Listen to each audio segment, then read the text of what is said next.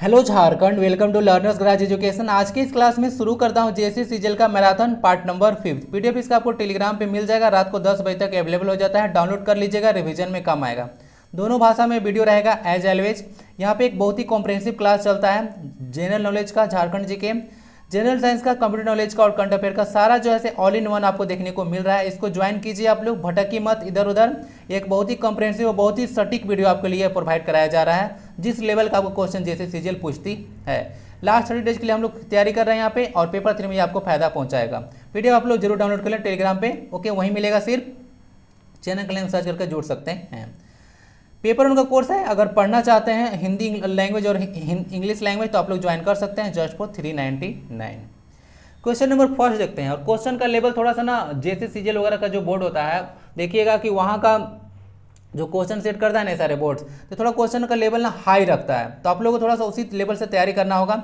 तो उसी लेवल से क्वेश्चन जो है सारा सेट किया गया है, थोड़ा सा पैसेंस रख के देखिएगा, ओके। और वीडियो थोड़ा ज़्यादा स्लो नहीं रखेंगे, थोड़ा सा फास्ट रहेगा ना, देखने का थोड़ा आर्डर डालिए। ज़्यादा स्लो चलूंगा ना तब 2 घंटा का वीडियो हो जाएगा, आप लोग भी बोर हो जाएंगे। अब इतना सारा चीज़ डिस्कस करना है ना, इतना सारा डिस्कस, क्वेश्चन देखने के लिए 25 है, लेकिन 200 प्लस आप लोग क्वेश्चन यहाँ से सीख के जाने वाले हैं। 25 में 200 से ज़्यादा क्वेश्चन जाएगा यहाँ पे, ठीक है। इस क्लास में 200 से ज़्यादा क्वेश्चन जाने वाला है, तो देख लीजिए इस तरह से डिस्कस किया जाएगा। तो ज़्यादा स्लो चलूंगा तो फिर कैसे होगा। चलिए चलते हैं, और ध्यान से सुनिएगा, एक एक पॉइंट को ध्यान से सुनिएगा।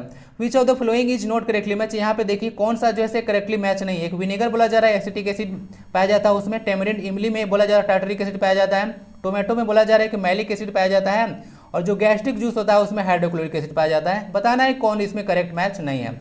ऑप्शन इसका सी आंसर हो जाएगा। टोमेटो में मैलिक एसिड नहीं पाया जाता है, टोमेटो में ऑक्जेलिक एसिड पाया जाता है, इसमें ऑक्जेलिक एसिड नाम का एक एसिड पाया जाता है। जो आप लोग देख रहे हैं यहाँ पे मैलिक एसिड, यह एप्पल में पाया जाता है। किसमें? एप्पल, जो कि एक फॉल्स फ्रूट है। एप्पल क्या है? एक फॉल्स फ्रूट है। तो एप्पल में जैसे मैलिक एसिड पाया जाता है, न कि टोमेटो में। तो ऑप्शन नंबर सी सही हो गया। आइए विनेगर को देख लेते हैं। विनेगर होता है सिर को, हिंदी में इसको आप लोग सिरका बोलते हैं। सिरका में अगर मैं पूछे कि इसमें कौन सा एसिड पाया जाता है, एसिडिक एसिड, ध्यान रखिएगा। सिरका आखिर बनता कैसे? एनसीईआरटी अगर टेक्स्ट बुक देखिएगा क्लास 10, तो उसमें साफ साफ लिखा हुआ है कि जो विनेगर है एसिटिक एसिड का 5 to 8% सोल्यूशन, अगर 5 to 8% सोल्यूशन अगर ले लिया जाए एसिटिक एसिड का, तो वहाँ पे विनेगर हो जाता है। तो ध्यान से सुनिएगा कैसे बनता है। जैसे मान लेते हैं कि आपके पास 100 ग्राम का विनेगर बनाना है, तो उसमें 5 to 8% एसिटिक एसिड होना चाहिए, और अपने अनुसार ले लीजिएगा। और जो है से बाकी जो बचा आपका, जो भी अगर लेते हैं 8%, तो बाकी बचा 92%, तो उतना परसेंट आपका वाटर होना चाहिए, ओके। तो इस तरह से बनता है आपका विनेगर।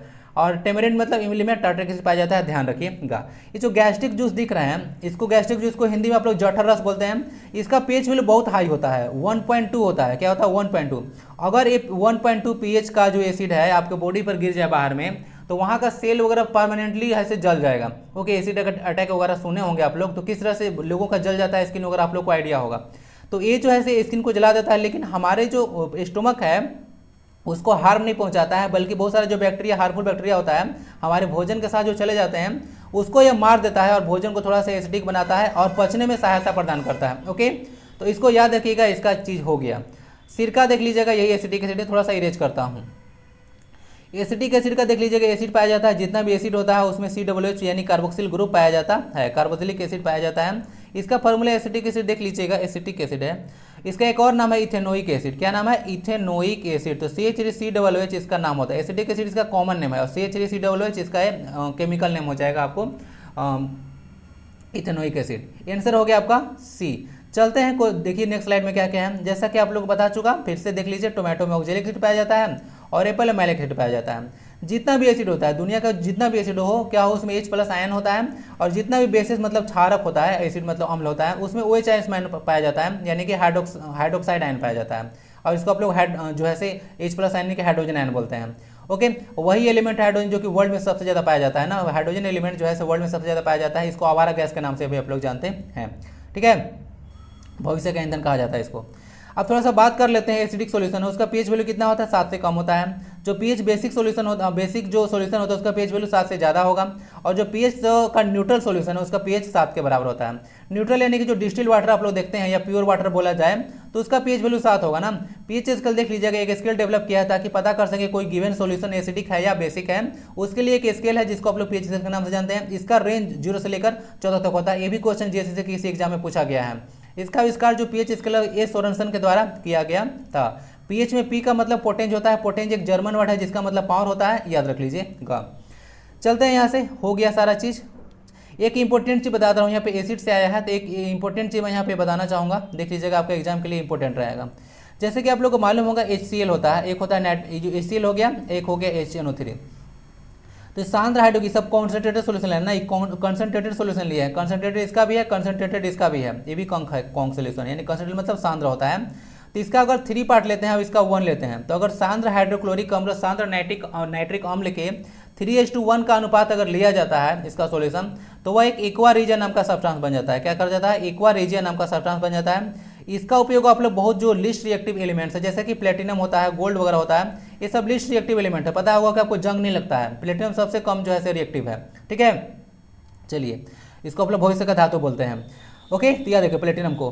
तो जो सिल्वर या गोल्ड या जो प्लेटिनम वगैरह, इसको गलाने के लिए आप लोग एक्वा रीजियन का यूज करते हैं, इसको याद रख सकते हैं। जैसे कि आप लोग क्लास 10th वगैरह में देखे होंगे, पढ़े होंगे कि वहाँ से एक सोनार आता है और जो ऐसे गोल्ड वगैरह बोलता है साफ कर देंगे, और साफ करने के बाद जैसे हल्का लगता है, तो वहाँ पे एक्वा रीजियन सोल्यूशन में डाल देता है, तो उसका कुछ पार्ट जो है अपर लेयर जो है गोल्ड वगैरह का वहाँ से निकल जाता है, इसलिए वह साफ दिखने लगता है। ओके, तो आप लोग ये सबका अवेयरनेस होना चाहिए। चलते हैं, तो ये सारा कुछ कुछ बातें हैं, तो ध्यान रखिएगा। उसको एक्वा रीजियन कहा जाता है। आंसर टोमेटो हो गया, टोमेटो में आपका ऑक्जेलिक एसिड पाया जाता है, न कि मैलिक एसिड।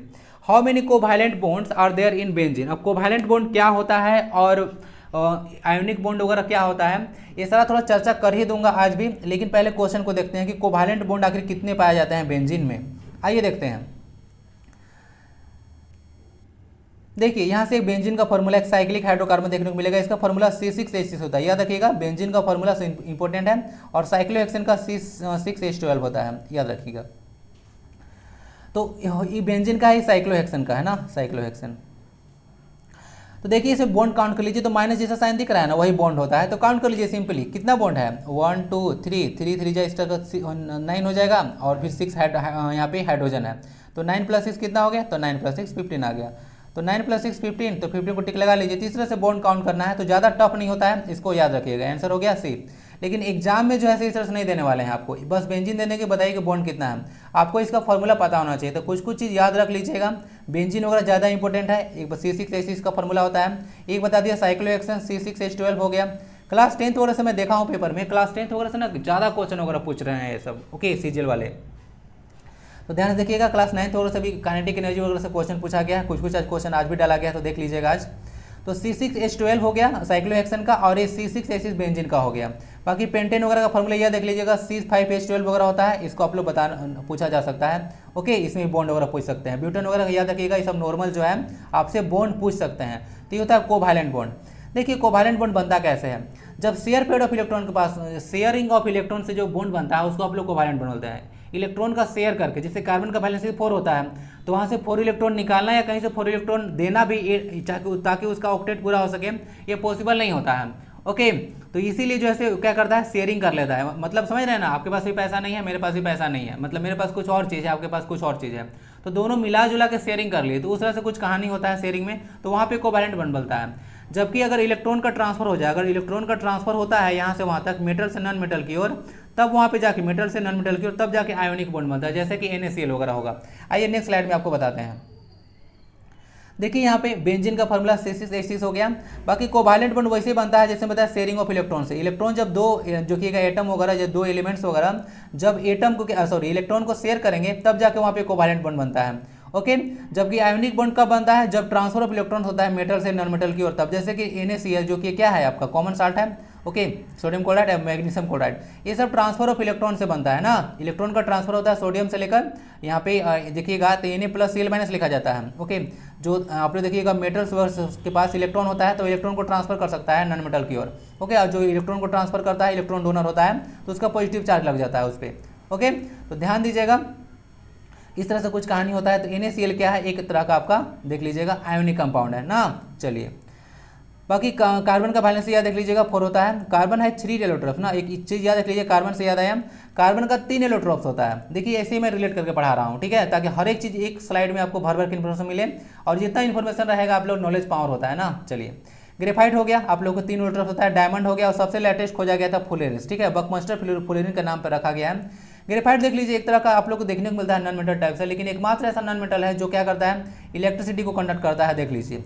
ओके। फिर डायमंड है, डायमंड को लोग बोलते हैं कि नन मेटल जो होता है ऐसे हार्ड नहीं होता है। ओके, लेकिन देख लीजिएगा एक नन मेटल इतना ज़्यादा मतलब नन मेटल है कि अपने आप को बदल दिया और ये सबसे ज़्यादा हार्ड हो गया। ठीक है, तो लोग जो है कुछ कुछ इस तरह से निकल के आते हैं कि दुनिया ही चेंज कर देते हैं। तो ये एक नन मेटल है। अब ऐसा नन मेटल है, बोला जाता है कि नन मेटल हार्ड नहीं होता है, लेकिन ये ऐसा नन मेटल है ओके जो पूरा विश्व में सबसे ज़्यादा हार्ड यही है। तो बनिए कुछ इस तरह से आप लोग। और इसमें C60 स्ट्रक्चर होता है फुलेरिन का ना, C60 स्ट्रक्चर होता है फुलेरिन का, याद रख लीजिएगा। फुटबॉल के जैसा इसका स्ट्रक्चर होता है, लेटेस्ट हो जाएगा यही है।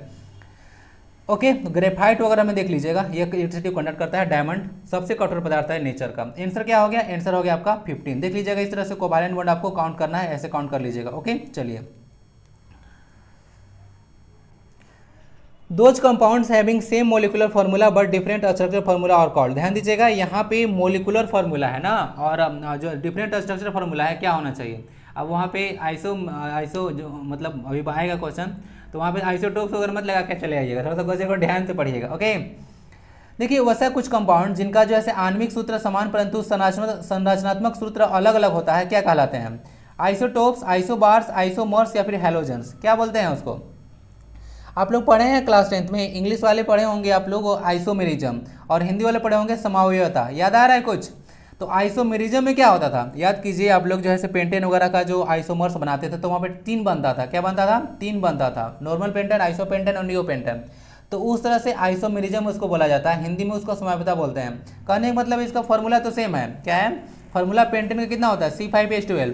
तो इसका फॉर्मूला सेम है, लेकिन इसका स्ट्रक्चर अलग अलग तरीका से बन जाता है। ओके, अलग अलग तरीका से बन जाता है। इसका 3 तरह से स्ट्रक्चर बनता है। स्ट्रक्चर बना के दिखा दूँ, ये ज़्यादा लेट हो जाएगा। तो इसको आइसोमेरिज्म बोलते हैं ना, क्या बोलते हैं? आइसोमेरिज्म। और इस तरह से उस तरह के कंपाउंड को आप लोग आइसोमर्स बोलते हैं ना, उसको समावयवी बोलते हैं, याद रखिएगा। बाकी यहाँ पर डिस्कस होते हैं समस्थानिक और संभारिक आखिर क्या होता है, ये भी आपका इंपॉर्टेंट है जनरल साइंस में। देखिए आइसोटोप्स क्या होता है कि एटॉमिक नंबर जिसको आप लोग जेड से डिनोट करते हैं वह सेम होना चाहिए, परंतु मास नंबर अलग अलग होना चाहिए। क्या होना चाहिए? मास नंबर, एटॉमिक मास भी आप लोग इसको बोलते हैं, तो वह अलग होना चाहिए, जिसको ए से डिनोट किया जाता है। आइसोबार्स में जस्ट उल्टा होता है, मास नंबर सेम होता है परंतु एटॉमिक नंबर उसका अलग अलग हो जाता है। ओके, तो इसको याद रखिएगा। पेंटेन देख लीजिएगा आप लोग, जो अभी लिखा C जो 5H12 है उसका 3 आइसोमर्स होता है, जिसका नाम नॉर्मल पेंटेन, आइसो पेंटेन और नियो पेंटेन होता है। तो इसको याद रखिएगा। जैसे में देखिएगा ऐसे कार्बन 5 हो गया पेंटेन में, तीसरे से कुछ इसका स्ट्रक्चर बनता है। जहाँ जहाँ आपको डॉट दिख रहा है मतलब खाली जगह दिख रहा है उसको हाइड्रोजन से भर दीजिए, तो ये नॉर्मल पेंटेन बन गया।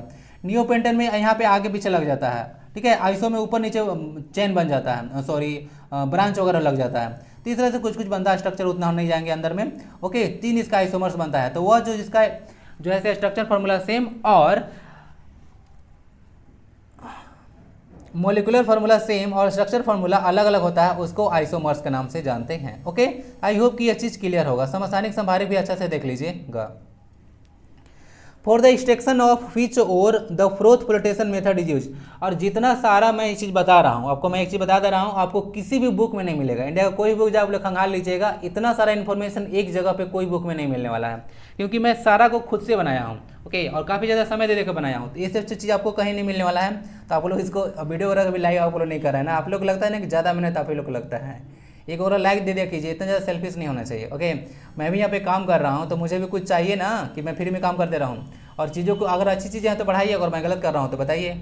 ओके, तो 2 चीज़ कीजिए ना, 2 चीज़ कीजिए। आप लोग गलत कर रहा हूँ तो बताइए, बंद कर दूंगा, और सही कर रहा हूँ तो आगे बढ़ाइए। ओके, क्योंकि बढ़ना हर कोई चाहता है, आप भी चाहते हैं, हम भी चाहते हैं। क्योंकि मैं यहाँ पे आया हूँ तो मैं सिर्फ पैसे कमाने के लिए नहीं आया हूँ। ये देखिए, पैसा जो होता है आप लोग को जीवन जीने के लिए चाहिए, बट मेरा मेन पर्पस यहाँ पे पैसा कमाना नहीं है। मुझे सोसाइटी में बहुत कुछ काम करना है, इसीलिए मैं यूट्यूब पे आया हूँ। तो देखिए ये सब तो कुछ बात की बातें हैं, थोड़ा समझिए आप लोग भी। आप लोग लाइक वगैरह नहीं करते हैं तो बार मुझे बोलना पड़ता है। तो मैं सोचता यही हूँ कि रात भर मैं जागा हूँ, मैं देखिएगा तो 4 बजे सोया हूँ, लेकिन एक लाइक भी मतलब बहुत कम लोग लाइक करते हैं। जिस तरह से वीडियो देखते हैं, चैनल तो नया है ओके, लेकिन जिस तरह से मतलब चीज़ मैं दे रहा हूँ और जिस तरह से लोग देखते हैं उस हिसाब से लाइक वगैरह और फीडबैक वगैरह कुछ नहीं आता है। ओके, पता नहीं आप लोग को क्या दिक्कत है। आप लोग किया कीजिए, पार्टिसिपेट कीजिए, तभी तो मुझे अच्छा लगेगा। चलते हैं, देखते हैं क्वेश्चन नंबर 4 की ओर। For the extraction of which ore the froth flotation method is used. तो फ्रोथ फ्लोटेशन इसको बोलते हैं फेन प्लवन विधि। तो फेन प्लवन विधि का प्रयोग जो है से किसके अयस्क को निष्कर्षण किया जाता है? धातु का जो अयस्क वगैरह होता है उसका निष्कर्षण वगैरह तो क्लास में पढ़े होंगे, एक्सट्रैक्शन ऑफ मेटल्स जो इंग्लिश में पढ़े होंगे वो पढ़े होंगे, अयस्क का निष्कर्षण वगैरह। ओके, तो फेन उत्प्लवन जो विधि होता है या फेन प्लवन विधि होता है, उसमें आप लोग किसका जो है से निष्कर्षण करते हैं, किस अयस्क का? SnO2 का, उसके बाद PbCO3 का, PbS का, या फिर लिखा है एल्युमिनियम ऑक्साइड का, किसका करते हैं? देखिए जो फेन प्लवन विधि होता है उसमें आप लोग सल्फाइड ओर को जैसे करते हैं। सल्फाइड ओर जो होता है उसके जो है निष्कासन के लिए आप लोग जो है फ्रोथ फ्लोटेशन मेथड का यूज करते हैं। ध्यान दीजिएगा, फ्रोथ फ्लोटेशन मेथड का यूज आप लोग करते हैं। आंसर सी हो गया। अब ध्यान दीजिए, कुछ कुछ जो क्लास 10 में आप लोग पढ़े होंगे, ores are the minerals from which metals can be easily and profitably extracted. ध्यान दीजिएगा, ओर्स क्या होता है? ओर्स जो होता है से एक ऐसा मिनरल होता है, ध्यान दीजिएगा, जिससे आप लोग मेटल को क्या कर सकते हैं? इजिली और प्रॉफिटेबली आप लोग एक्सट्रैक्ट कर सकते हैं। जैसे मैं पहले भी एक बार बताया था कि मान लेते हैं कि आप लोग को 1 ग्राम सोना निकालना है, ठीक है, तो 10 ग्राम सोना निकालना है, तो मान लेते हैं कि प्राइस उसका 50,000 है। ओके, तो उसको निकालने में आपको 2 लाख रुपया लग गया, तो उसको आप लोग और नहीं बोलेंगे, ठीक है, प्रॉफिटेबली होना चाहिए कि हाँ भाई 10,000 रुपया लगाए तो 50,000 रुपया मेरा निकल गया, तो वहाँ पे प्रॉफिट हुआ, तो उस तरह की चीज़ को आप लोग और बोलते हैं। इसको ध्यान रखिएगा, ठीक है। अब एक यहाँ पर पॉइंट होता है, जितने भी ओर्स होते हैं वो मिनरल्स होते हैं, जितने भी ओर्स होते हैं वो मिनरल होते हैं, लेकिन कोई जरूरी नहीं है कि जितना भी मिनरल होगा सब ओर होगा ही, क्योंकि सब मिनरल में ओर वगैरह नहीं पाया जाता है ना। जितने भी मिनरल्स होते हैं सब में ओर नहीं पाया जाता है, लेकिन हर एक ओर में कोई ना कोई जो है मतलब जितना भी ओर होता है वो तो मिनरल होता ही है। मिनरल क्या होता है? जो भूप्रकृति में आपको स्वतंत्र रूप से देखने को मिलता है उसको आप लोग मिनरल वगैरह बोलते हैं। ओके, देखिए अब ध्यान दीजिएगा, फ्रोथ फ्लोटेशन मेथड तो आप लोग देख लीजिएगा, सल्फाइड ओर के लिए यूज किया जाता है। किसके लिए? सल्फाइड ओर के लिए किया जाता है, सल्फाइड में जिसमें सल्फर लगा हो। दूसरा कैल्सिनेशन देख लीजिएगा, कैल्सिनेशन होता है सी से होता है, कैल्सिनेशन सी से होता है कार्बोनेट। तो कैल्सिनेशन का जो यूज आप लोग कार्बोनेट ओर के लिए करते हैं। किसके लिए? कार्बोनेट ओर के लिए करते हैं। या ऑक्सीजन के एब्सेंस में होता है, अगर एयर लिखे या ऑक्सीजन लिखे समझ लीजिएगा, एयर के एब्सेंस में होता है कार्बोनेट ओर को आप लोग निकालते हैं कैल्सिनेशन प्रोसेस का यूज करके। ओके, आप लोग को याद होगा ZnCO3 को आप लोगों ने तोड़ा था। ओके, क्लास 10th में ZnCO3 का आप लोगों ने किया था। एक रोस्टिंग प्रोसेस होता है, क्या होता है? एक रोस्टिंग होता है, उसमें भी सल्फाइड ओर का यूज किया जाता है, उसमें भी सल्फाइड ओर को ही तोड़ा जाता है। तो पहले दोनों प्रोसेस अगर हम देखिएगा ना, कि जो कार्बोनेट ओर है और सल्फाइड ओर है, तो उसको पहले ना आप लोग देखिएगा ऑक्साइड में कन्वर्ट किया जाता है। किसमें? ऑक्साइड में कन्वर्ट किया जाता है, क्योंकि ऑक्साइड के बाद उसे कार्बन जैसे एलिमेंट कर लेकर हम लोग उसका रिडक्शन कर देते हैं इजीली।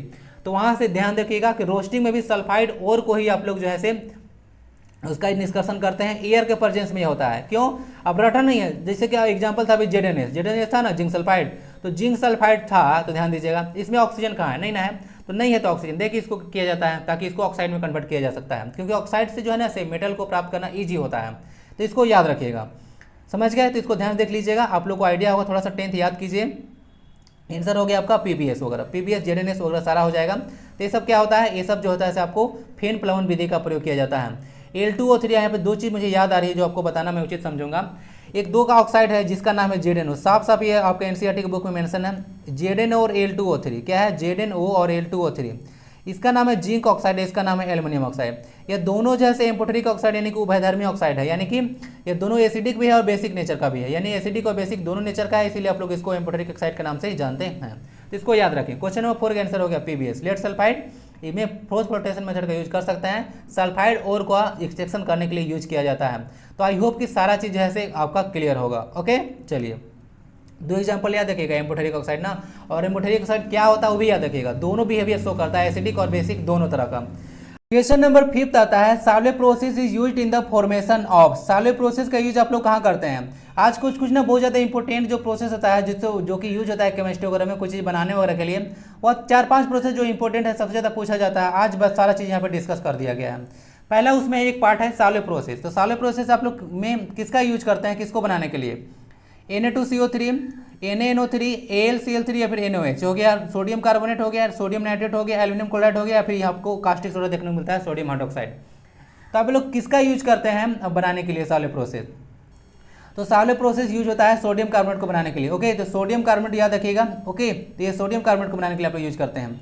यहाँ से 2 कंपाउंड बनता है सोडियम कार्बोनेट से। अगर यहाँ से देखिएगा तो NaCO3 अगर लगा दीजिए और Na2CO3 इंटू 10H2 लगा दीजिए। 10H2 यहाँ पे वाटर ऑफ क्रिस्टलाइजेशन है, ओके, क्रिस्टलीकरण का जल। तो ये आपको बेकिंग सोडा बन गया। क्या बन गया? बेकिंग सोडा बन गया। अब आपका धावन सोडा बन गया, यानी कि वॉशिंग सोडा बन गया।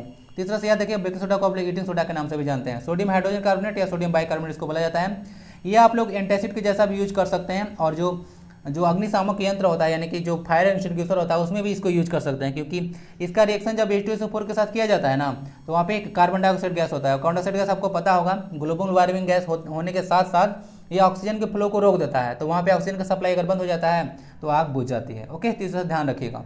और ये वॉशिंग सोडा है, कपड़ा वपड़ा धोने के लिए यूज करते हैं। तो ये वॉशिंग सोडा का एक खास प्रॉपर्टी है कि जो हार्ड वाटर होता है, जिसमें साल्ट ऑफ कैल्शियम और मैग्नीशियम वगैरह पाया जाता है, जिस वाटर में उसको हार्ड वाटर बोलते हैं, तो उसमें ये सफाई कर सकता है। लेकिन एक नुकसान भी है, ये जल प्रदूषण करता है, जबकि साबुन जल प्रदूषण नहीं करता है। आंसर आपका ए हो गया। देख लीजिएगा आपको वहाँ तो देख लीजिए सॉल्वे प्रोसेस आप लोग सोडियम कार्बोनेट का जो है बनाने के लिए यूज करते हैं, ठीक है। बाकी कॉन्टैक्ट प्रोसेस का यूज कहाँ करते हैं?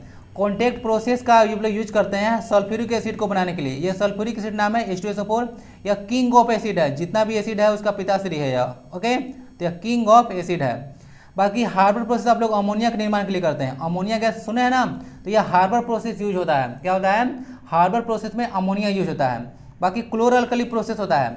ये क्लोर अल्कली प्रोसेस ये 10th क्लास में मेंशन है। यहाँ पे सोडियम हाइड्रोक्साइड का यूज करता है कि बनाने के लिए यूज करते हैं। सोडियम हाइड्रोक्साइड जिसको आप लोग कास्टिक सोडा के नाम से जानते हैं। तो वहाँ पे क्लोर अल्कली प्रोसेस होता है। क्लोर अल्कली मतलब क्लोर मतलब क्लोरीन और अल्कली। तो ये सोडियम क्लोराइड के जब जो वाटर का सॉल्यूशन होता है ना, तो उसमें इलेक्ट्रिसिटी पास किया जाता है ना, तो वहाँ पे एक अल्कली यानी कि NOH और प्लस में क्लोरीन गैस बनता है, इसीलिए उसको क्लोर अल्कली प्रोसेस कहते हैं, ठीक है। अब देखिए अल्कली और बेस में थोड़ा सा अंतर है। जितना वो सारे बेसेस जो कि वाटर में सोल्यूबल होता है या घुलनशील होता है पानी में, उसको आप लोग अल्कली के नाम से जानते हैं। एक होता है ओस्टवाल्ड प्रोसेस। तो ओस्टवाल्ड प्रोसेस में आप लोग अमोनिया बनाते हैं, ठीक है। ओस्टवाल्ड प्रोसेस में आप लोग नाइट्रिक एसिड बनाते हैं। कौन सा? HNO3 जो होता है नाइट्रिक एसिड होता है। तो इसको याद रखिएगा। तो सारा देखिए 4 प्रोसेस यहाँ पे हो गया और एक प्रोसेस पीछे था सॉल्वे प्रोसेस। तो 5 प्रोसेस को आप लोग याद रख लीजिएगा, ओके। एक जगह में ना आपको बुक में कहीं नहीं मिलने वाला है, ठीक है।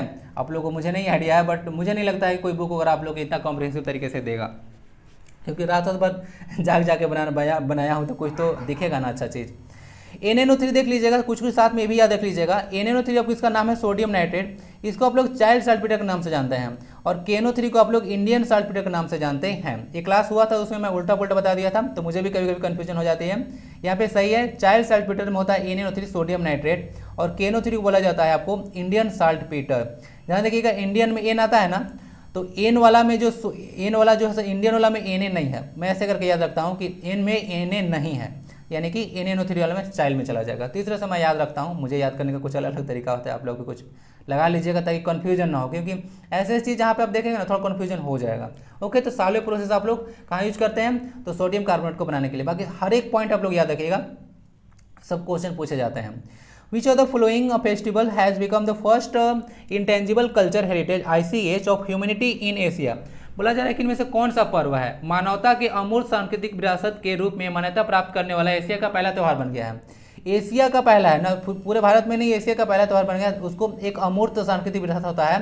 देखिएगा आप लोग जो आप लोग यूनेस्को होता है उसका अमूर्त सांस्कृतिक विरासत होता है, ओके, जिसको आप लोग जनरली टच वगैरह नहीं कर सकते। अमूर्त ना, जिसका मूर्त रूप नहीं है उसको अमूर्त आप लोग बोलते हैं। इंटेंजिबल कल्चर के नाम से आप लोग जानते हैं, ओके। तो कौन सा वो फेस्टिवल है? दुर्गा फेस्टिवल, छठ फेस्टिवल, ताई फोसम फेस्टिवल, या फिर हॉर्नबिल फेस्टिवल? कौन सा फेस्टिवल है? तो देखिए यहाँ पे आपका आंसर इसका दुर्गा फेस्टिवल है। क्या है? दुर्गा फेस्टिवल। दुर्गा माता की जो पूजा होता है आप लोग को पता होगा, ओके, नवरात्रि वगैरह में, ओके। तो वहीं पे दुर्गा जो माता है उनका जो पूजा होता है वही जो है इंटेंजिबल हेरिटेज कल्चर में शामिल हो चुका है ह्यूमैनिटी का।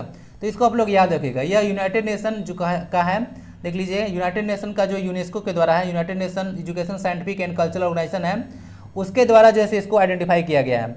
तो दुर्गा पूजा के बारे में इंपॉर्टेंट चीज बन जाता है कि यह किस महीने मनाया जाता है। तो दुर्गा पूजा देखिएगा तो आश्विन मंथ में मनाया जाता है। देखिएगा हिंदी मंथ में जो चैत्र वैशाख जेठ आषाढ़ सावन भादो कुआर कार्तिक अगन पूस माघ फागुन हो गया, फाल्गुन भी हो जाता है। तो आश्विन कहीं नहीं आया, तो इसको ना कहीं कहीं कुआर भी बोलते हैं। क्या बोलते हैं? इसको ना कुआर भी बोला जाता है। आपको मैं पहले ही बताया था। तो आश्विन मंथ में सेलिब्रेट किया जाता है, याद रखिएगा। It is one of the biggest festival of Hindu का बहुत जो है बड़ा फेस्टिवल है। यहाँ तक कि देखिएगा जेएसएससी के एग्जाम में ये भी क्वेश्चन पूछ चुके हैं कि जो छठ पूजा आप लोग करते हैं, उसमें किस भगवान की पूजा करते हैं, ओके। तो उसमें सूर्य भगवान की पूजा किया जाता है। आपको मालूम होगा, आदित्य देव का नाम आप लोग जानते होंगे, आदित्य होय ना शायद गाना भी है। तो इस तरह से छठ पूजा में सूर्य का पूजा आराधना की जाती है, सूर्य भगवान की। तो आप लोग एक चीज़ याद रखिएगा, देखिए इस तरह से छोटे छोटे क्वेश्चन में आपसे पूछ देते हैं, तो याद रखिएगा ऐसा भी क्वेश्चन आते हैं। अब चलते हैं थोड़ा सा अंदर में। यूनेस्को का फॉर्म किया गया था 16 नवंबर 1945 को। इसका हेडक्वार्टर कहाँ पे है? पेरिस में है, फ्रांस में, ठीक है। तो पेरिस में याद रखिएगा, फ्रांस में वहीं पे जहाँ पे ईफिल टावर है, ओके। और फ्रांस क्या है? जीएसटी लागू करने वाला पहला देश है। जीएसटी लागू करने वाला पहला देश है। आप लोग टेलीग्राम पे क्विज के लिए ज्वाइन कीजिए भाई, क्विज वगैरह मैं शाम को डालता हूँ।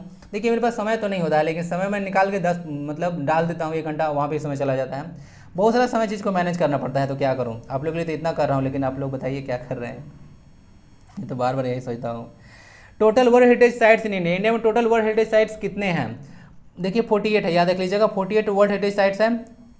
यहाँ पर ना 48 नहीं होगा, गलत हो गया, यहाँ पे 40 होना चाहिए, इसको पीटी में सही कर दूंगा, यहाँ पे 40 हो गया है। कल्चर साइट देखिए 32 है, नेचुरल साइट्स आपका 7 है, और आपको देखिए मिक्स साइट वहाँ पे देखने को मिलेगा 1।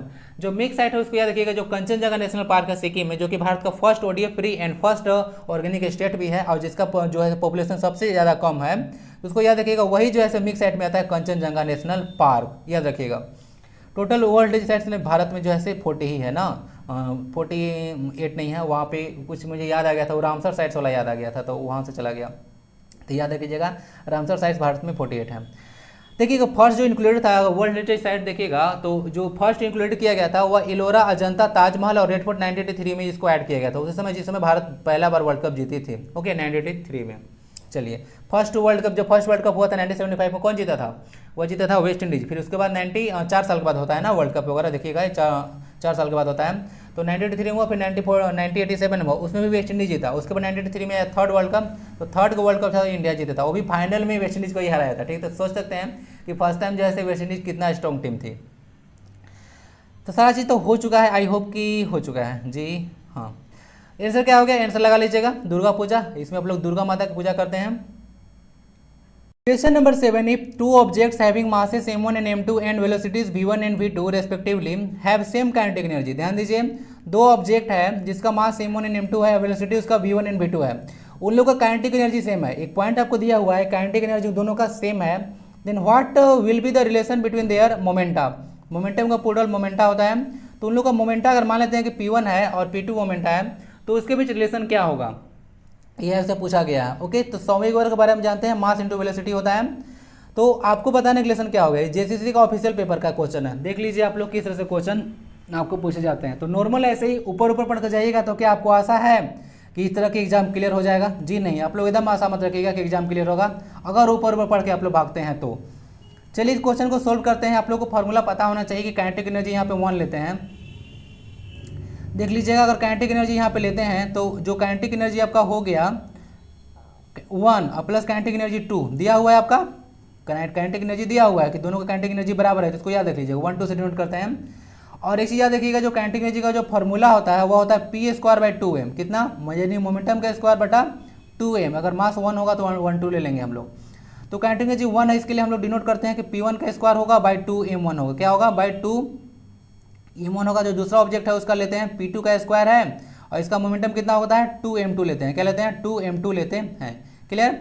तो यहाँ से देखते हैं, अगर इसको देखा जाए 2 से 2 तो कैंसिल हो चुका है, अब बाकी आगे अगर इसको सोल्व किया जाए तो क्या होगा, p1 स्क्वायर, p1/p2 को होल स्क्वायर लिख दें एक ही बार में, तो p1/p2 को अगर होल स्क्वायर लिखा जाए तो यहाँ पे m1/m2 हो जाएगा, होगा, तो m1/m2 हो जाएगा। अगर यहाँ से रूट अगर हटाया जाए, यहाँ पे कम स्पेस है तो यही करते हैं, अगर यहाँ से स्क्वायर हटाया जाए, सॉरी स्क्वायर अगर हटाएंगे तो यहाँ पे रूट चढ़ेगा, तो रूट को आप लोग 1/2 लिखते हैं, तो m1/m2 और यहाँ पे 1/2 जो है से आ जाएगा।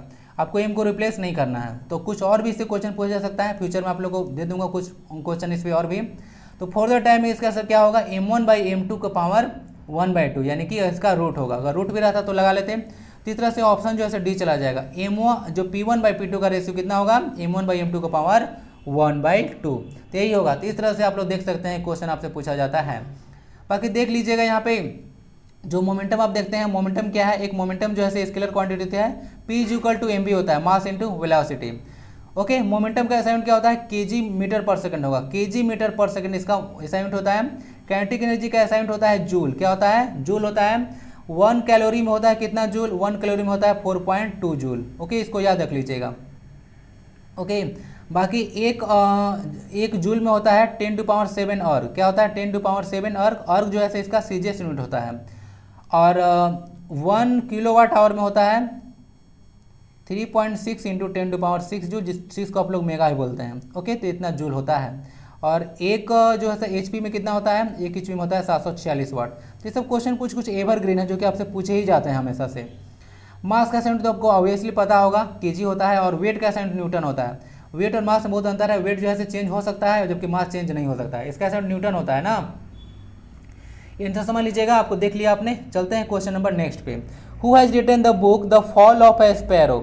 The fall of a sparrow जो है बुक कौन लिखे हैं? सलीम अली, इंदिरा गांधी, महात्मा गांधी जी या सौरभ शुक्ला? कौन लिखे हैं? ये बुक लिखे हैं आपके the fall of a sparrow, Salim Ali ji. Salim Ali को आप लोग बर्डमैन ऑफ इंडिया के नाम से जानते हैं, तो वही जो है एक बुक को लिखे हैं जिसका नाम है the fall of sparrow. Sparrow मतलब हिंदी इसका गौरैया होता है, ओके। और जो स्टेट बर्ड है दिल्ली का वह गौरैया ही है, तो दिल्ली का स्टेट बर्ड गौरैया है, याद रख लीजिएगा। आंसर इसका ए हो गया सलीम अली। तो सलीम अली जो है the fall of sparrow book लिखे हैं, याद रखिएगा। सलीम अली को आप लोग बर्डमैन ऑफ इंडिया जानते हैं। सलीम अली नेशनल पार्क आपको जम्मू कश्मीर में देखने को मिलेगा, लेकिन सलीम अली बर्ड सेंचुरी आप लोग को गोवा में देखने को मिलेगा। इस क्वेश्चन में बहुत ज़्यादा लोग कंफ्यूज रहते हैं, तो कंफ्यूजन आपको नहीं होना चाहिए।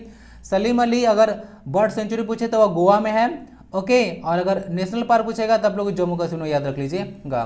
The first national park in India, अगर देख लीजिएगा कि अगर फर्स्ट नेशनल पार्क से पूछे कि इंडिया का कौन है, तो उसको जिम कॉर्बेट नेशनल पार्क, याद रख लीजिएगा। उत्तराखंड में यह है, उत्तराखंड, समझ रहे नाम, उत्तराखंड मतलब पहले उत्तरांचल नाम था, इसका नाम चेंज कर दिया गया है, तो वही उत्तराखंड है।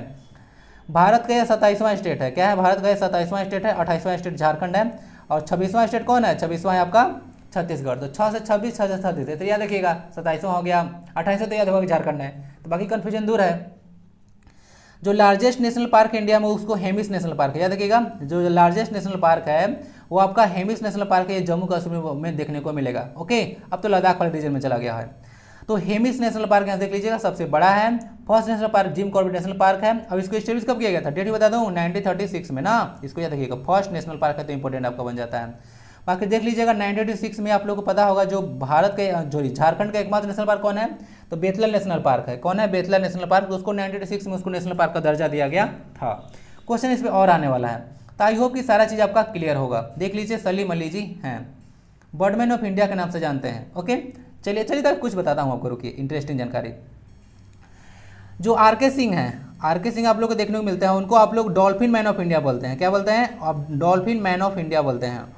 उसके बाद जो आपको राजेंद्र सिंह हैं उनको आप लोग बोलते हैं, उनको आप लोग वाटर मैन ऑफ इंडिया बोलते हैं, वाटर मैन ऑफ इंडिया। एक आते हैं मांझी, दशरथ जो मांझी हैं, डीएम लिख देता हूँ, दशरथ मांझी जी हैं, वो है आपके माउंटेन, दशरथ मांझी वो माउंटेन मैन ऑफ इंडिया है। कौन है?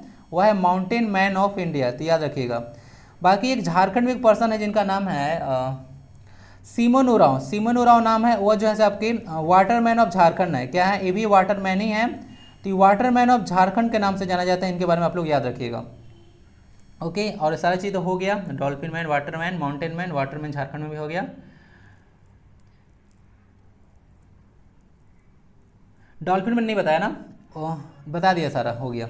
चलिए देख लीजिएगा, डॉल्फिन जो है गंगा रिवर की डॉल्फिन जैसा आपका राष्ट्रीय जलीय जीव है ना। एक क्वेश्चन बताइए कि मैंगो मैन ऑफ इंडिया किनको कहा जाता है? मैंगो मैन ऑफ इंडिया किन्हें कहा जाता है? चलिए अब मैच कीजिए जरा। अब देखिए कुछ कुछ इंडस्ट्री है झारखंड के, और वह कहाँ पे उसका लोकेशन है बताइए। एल्युमिनियम का बताइए, उसके बाद मुरी जो है कॉपर आता है, फिर जिंक आता है, फिर गन पाउडर आता है। गन पाउडर आप लोग एक्सप्लोसिव कारखाना बोल सकते हैं, विस्फोटक कारखाना, उस नाम से फेमस होगा, तो उसको याद रखिएगा। तो क्या मैच होना चाहिए? एल्युमिनियम कहाँ जाएगा? देखिए एल्युमिनियम जो होता है मुरी में जाएगा, टाटा मुरी का नाम सुने होंगे, तो एल्युमिनियम चला जाएगा मुरी में। कॉपर कहाँ पे है? कॉपर के लिए आप लोग घाटशिला वगैरह फेमस होगा, आपको याद होगा। जिंक जो है आपका चला जाएगा, आपको देखने को मिलता है टुंडी धनबाद में, जिंक का उत्पादन वहीं पे होता है, टुंडी धनबाद में। और गन पाउडर गोमिया में होता है। तो पूछते भी हैं कि पहला विस्फोटक कारखाना एशिया कहाँ पे है? तो गोमिया में या बोकारो में पड़ता है, ओके। तो यहाँ से ऑप्शन चेक कर लिया जाए, ए का 2, B4, A2 B4 मिल चुका है, B4 जी, ऑप्शन नंबर सी होगा, A2 B4 C1 और D3 या, तो ऑप्शन नंबर इसका सी चला गया। तो देख लीजिएगा, इस तरह सबको कनेक्ट कर देना है, मैच कर देना है। सारा चीज़ ध्यान से देख लें, सब कारखाना क्या है, इसमें अब क्या चर्चा करूँ। करेक्ट आंसर सी हो गया। कुछ देख लीजिएगा, एल्युमिनियम का जो ओर होता है उसको आप लोग बॉक्साइट के नाम से जानते हैं। अब इसका फॉर्मूला होता है Al2O3 2H2, ओके। जो जिंक का और होता है उसको जिंक प्लेट जेडिनेस के नाम से जानते हैं। केलामाइन भी इसका एक और होता है। कॉपर का और देख लीजिएगा, कॉपर पायरेट्स होता है CuFeS2, और मेलाचाइट भी एक और होता है। तो इस तरह से कुछ कुछ याद रखिएगा। और एक और इंपॉर्टेंट, जो कॉपर होता है और जिंक होता है, कॉपर और जिंक से आपको क्या बनता है? कॉपर और जिंक से ब्रास बनता है, ब्रास मतलब पित्तल, ओके। चलिए चलते हैं। An elephant was died at Birsa Munda जैविक उद्यान Ranchi, what was its name. बोला जा रहा है कि एक हाथी था, तो उसका जो है से मृत्यु हो गया था बिरसा जैविक उद्यान। कहाँ पे है? ओरमांझी में देखने को मिलेगा। ओके, घूमिए कि नहीं? जाइए घूमिए कभी, अपना देश दुनिया घूमिए अपना, पहले तो अपना अब जो कैपिटल है उसको घूम के देखिए, अब वो भी बहुत इंटरेस्टिंग है। तो एक एलिफेंट है और उसका नाम है सम्राट ना, जो कि आपको ओरमांझी में है जिसका डेथ हो गया था। तो याद रखिएगा उसका नाम सम्राट है। क्या है? सम्राट। ऑप्शन नंबर ए हो गया। देख लीजिएगा आंसर तो ये हो चुका है। जो बिरसा मुंडा जैविक उद्यान है ओरमांझी रांची में पड़ेगा ना, इसको याद रख लीजिएगा, ओरमांझी रांची में है। अब देखिए कुछ कुछ इंपॉर्टेंट चीज़ जो आपसे पूछा जाता है। जो एलिफेंट प्रोजेक्ट था झारखंड में, वो झारखंड में 3 डिस्ट्रिक्ट है, वहाँ पे एलिफेंट प्रोजेक्ट जो है से चल रहा है। तो 3 डिस्ट्रिक्ट झारखंड है जहाँ पर एलिफेंट प्रोजेक्ट चल रहा है। दलमा वाइल्ड लाइफ सेंचुरी ध्यान दीजिएगा, वे सिंहभूम में देखने को मिला। दलमा जो वाइल्ड लाइफ सेंचुरी है वह कहाँ पे है? हाथी के लिए। ये भी जो है हाथी के लिए है, याद रख लीजिएगा। एलिफेंट के लिए है, एज फॉर हाथी हो गया नहीं, तो याद रख लीजिएगा हाथी के लिए यह दलमा वाइल्ड लाइफ सेंचुरी है। बाकी प्रोजेक्ट हांगुल, अब कुछ कुछ देख लीजिए। हांगुल प्रोजेक्ट जैसे 1970 में स्टार्ट किया गया था। जो टाइगर प्रोजेक्ट था भारत में, जो टाइगर प्रोजेक्ट है 1973 में आया था, उसी समय जिसमें केशवानंद भारती केस आया था, याद होगा आपको, संगवान ढांचे के लिए। और जो प्रोजेक्ट एलिफेंट आया था ओके, वो 1992 में आया था। और एक्चुअली में यहाँ पे क्या है, प्रोजेक्ट एलिफेंट के नाम से एक चीज़ याद आ रहा था, देखिए मैं साथ में डाल दिया हूँ। एलिफेंट क्या है? तो आपका स्टेट एनिमल है, तो उसका आपका साइंटिफिक नेम क्या होता है आपसे पूछा जा सकता है। तो याद रखिएगा, इसको बोलते हैं एलिफस मैक्सिमस इंडिकस। नाम क्या है? Elephas maximus indicus. तो इसका वैज्ञानिक नाम है एलिफेंट का। तो याद रखिएगा, साथ में ये सभी आपको चलना है, पूछ देते हैं आपसे। जैसे कि आप लोग का साल ट्री है, क्या है? साल ट्री है। तो साल ट्री का वैज्ञानिक नाम क्या होता है? इसका होता है सोरिया रोबस्टा। क्या होता है? सोरिया रोबस्टा। तो इसको याद रखिएगा, तो इस तरह से आपको याद रख चलना है। तो इस तरह से आप लोग कॉम्प्रिहेंसिव पढ़ाई करना है। ओके, तो पढ़ना आपको एक्चुअली में इसी तरह से है, तभी एग्जाम क्लियर होगा। तो हो चुका है सारा चीज़, तो कनेक्ट करके सारा चीज़ मैं बता चुका हूँ, याद रख लीजिएगा। रांची एक बहुत ही इंपॉर्टेंट प्लेस है। ओके, देख लीजिएगा, आंसर हो गया ए ना, सम्राट। बाकी चीज़ तो या बहुत चीज़ हो चुका है इसमें। क्वेश्चन नंबर 11 देखा जाए। अब झारखंड का जो नया, आप लोग को पता होगा, झारखंड का जो बोल सकते हैं कि नया सिंबल है, वो आप लोग को जारी किया गया था। कब जारी किया गया था आपको पता चल जाएगा, लेकिन बताइए कि इनमें से कौन सा स्टेटमेंट उस लोगों के बारे में गलत है। तो झारखंड का नया लोगो आपको मालूम होगा, तो उसमें कौन सा स्टेटमेंट गलत है? तो total number of rings, rings यानी कि एक तरह का वलय या घेरा बोल सकते हैं, टोटल 7 है। Ashoka emblem in the first ring, Ashoka emblem जो है आपका फर्स्ट रिंग में है। The palash flowers are in the 4th ring and the state 11th is is 5 ring and the number of both is 24। बोला जा रहा है कि जो प्लास का फ्लावर है, उसमें प्लास का फ्लावर है और एलिफेंट भी है, तो उसमें 24 दोनों है बताया जा रहा है। और जो प्लास है वह चौथा घेरा में है, और जो एलिफेंट है, जो स्टेट जो आपका एनिमल है एलिफेंट, तो वह आपका 5वां रिंग में है, यानी 5वां घेरा में है। ठीक है, तो ये आपको बताया गया है। ठीक है, दोनों की संख्या 24 है, कंफ्यूज मत कीजिएगा, 24 दोनों मिला के नहीं है, दोनों का 24 है। तो यहाँ पे हिंदी में लिखा हुआ है 24 है। The 6th ring, in the 6th ring government का स्पेलिंग थोड़ा गलत हो गया ना, जिसको सही कर दूंगा। देखिए जो 6th रिंग है गवर्नमेंट का, government of Jharkhand has been written in English only. बोला जा रहा है कि जो 6ठा रिंग है उसमें झारखंड सरकार यानी कि गवर्नमेंट ऑफ झारखंड सिर्फ इंग्लिश में लिखा हुआ है। क्या स्टेटमेंट कौन सा इसमें गलत आपको लग रहा है बताइए? देखें नया सिंबल, ऑप्शन में इसमें डी है ना। डी कैसे होगा? क्योंकि देखिए गवर्नमेंट ऑफ झारखंड ना, वहाँ पे सिर्फ इंग्लिश में नहीं लिखा हुआ है, हिंदी में भी जैसे झारखंड सरकार लिखा हुआ है। देख लीजिए यहाँ पे देख सकते हैं जो झारखंड गवर्नमेंट वगैरह 7 रिंग टोटल देख लीजिएगा, सत्यमेव जयते वगैरह भी देखने को मिलेगा। तो हिंदी और इंग्लिश दोनों में यहाँ पे है, तो यही पार्ट आपका गड़बड़ हो गया है, तो इसीलिए ऑप्शन डी हो जाएगा। बाकी सारा चीज़ को देख लीजिएगा, एलिफेंट वगैरह देखने को मिल रहे हैं, सारे चीज़ वगैरह, प्लास वगैरह का फूल वगैरह भी देखने को मिलेगा, आदमी वगैरह भी देखने को मिलते हैं इसमें। तो बहुत सारा चीज़ है, इसको अच्छे से आप लोग देख लीजिएगा। ठीक है, इस एम्बलम को, बाकी तो कुछ जो है से डिस्कस कर ही दिया। आंसर नंबर डी हो चुका है।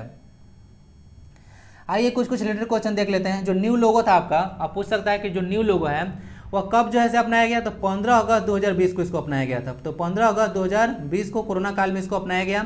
The previous logo was adopted in February 2020, यहाँ भी गड़बड़ है, इसको फरवरी 2002 में ना इसको जो है से एडॉप्ट किया गया था। जो पहले सिंबल देखते थे आप लोग, 4J वगैरह लिखा रहता था इस तरह से। ओके, 4J के बीच में अशोक चक्र जो रहता था, 24 सीरीज जिसमें होता है। तो आप लोग ही बताइए कि ये जो सिंबल था वो पहले 2002 में इसको अडॉप्ट किया गया था। PDF में आपको सब चीज़ सही मिल जाएगा, कुछ ध्यान नहीं रहता है बनाते समय। अब बोलती रात को इतना सब बना रहा हूँ, तब जागा हूँ, तो थोड़ा दिमाग इधर उधर हो जाता है। The designer of previous logo was Amitabh Pandey. जो ये लोगो थे 4J वाला, वो जो है से अमिताभ पांडे डिजाइन किए थे। ध्यान दीजिएगा, जो प्लास फ्लावर है देखिए यहाँ पे आ चुका है। आप लोग को तो मैं बता दिया कि स्टेट एनिमल का साइंटिफिक नेम क्या होता है। अब स्टेट बर्ड का और जो स्टेट बर्ड और जो स्टेट आपका फ्लावर है उसका मैं नाम बता दे रहा हूँ, और स्टेट ट्री का बता दिया सोरिया रोबस्टा, ठीक है, पहले भी मैं डिस्कस कर चुका हूँ।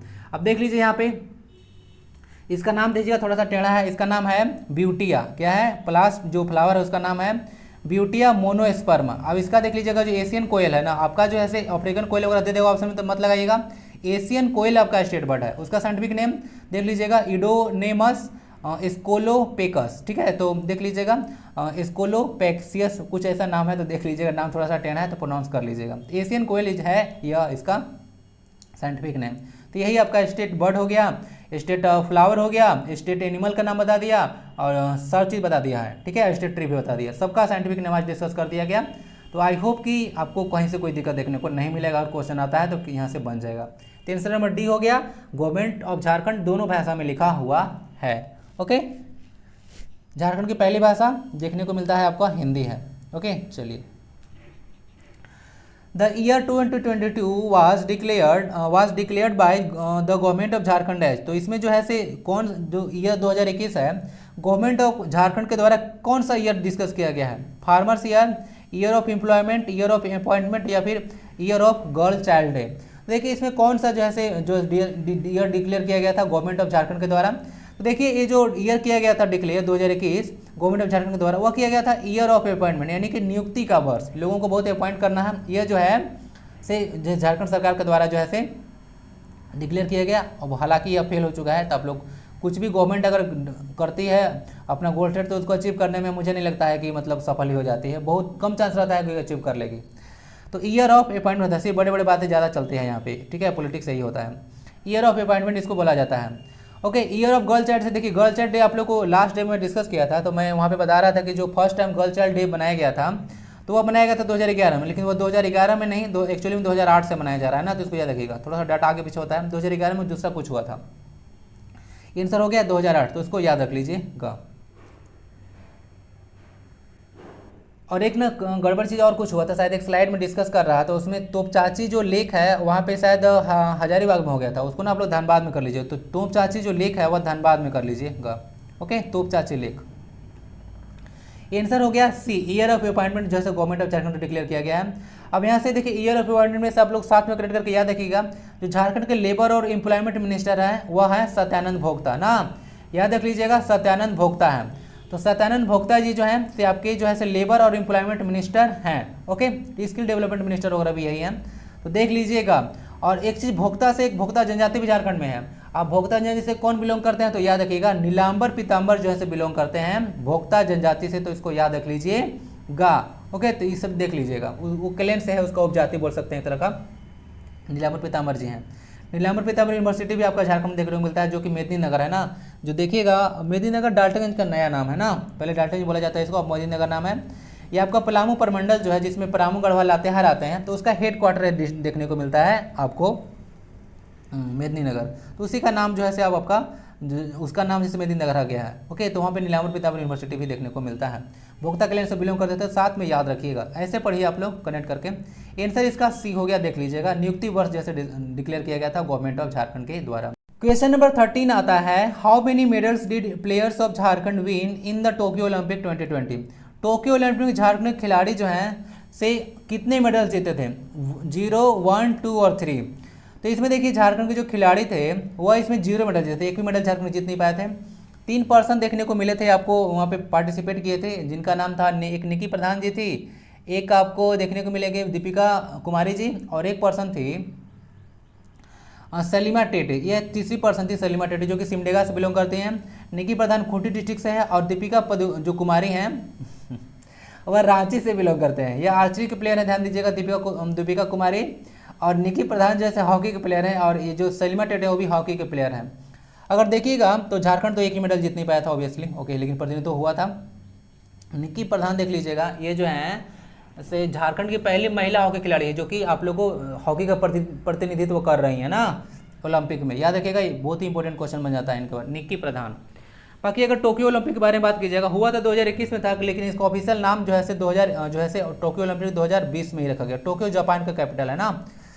चलिए देखिए, टॉप पोजीशन पे आपको यूनाइटेड स्टेट्स देखने को मिलेगा ना, जो अमेरिका है वह टॉप पोजीशन पे था इस टैली में, 39 गोल्ड जीता था, उसके बाद 41 इसका सिल्वर था और 33 इसका जो है से ब्रॉन्ज मेडल था।